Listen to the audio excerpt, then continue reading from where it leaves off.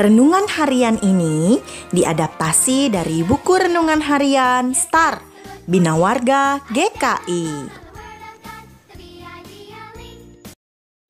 Suatu hari ada seorang petani yang memiliki seekor kuda. Ia sangat menyayangi kudanya hingga ia merawat dan memeliharanya dengan baik.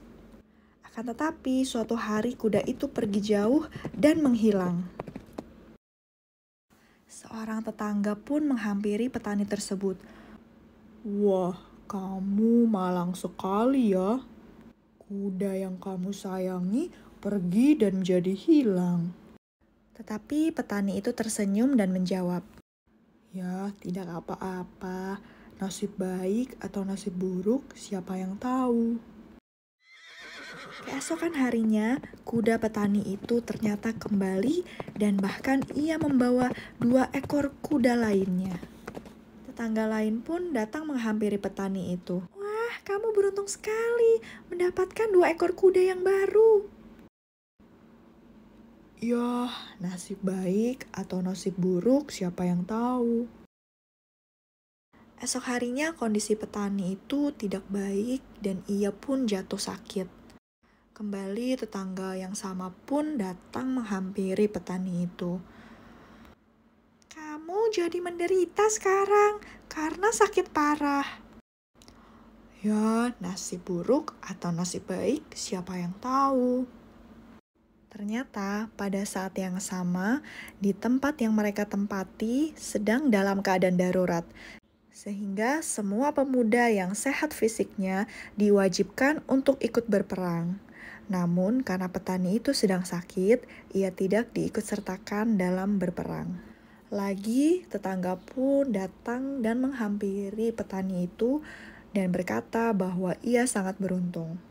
Kembali petani itu pun tersenyum dan berkata, "Nasib buruk atau nasib baik, siapa yang tahu?"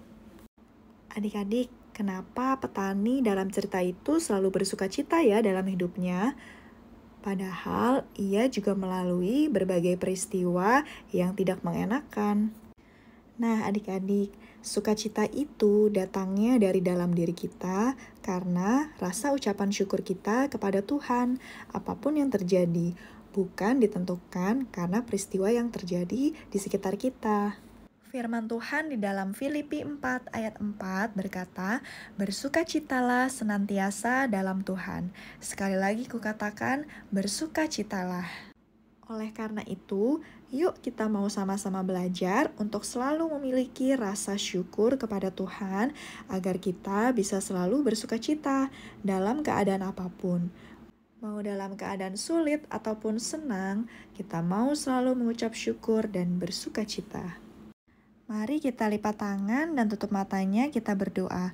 Tuhan Yesus, terima kasih untuk renungan pada hari ini. Ajar kami ya Tuhan, agar kami boleh selalu bersukacita dalam keadaan apapun, dan kami pun dapat berbagi sukacita juga kepada orang lain. Terima kasih Tuhan, di dalam nama Tuhan Yesus kami telah berdoa. Amin.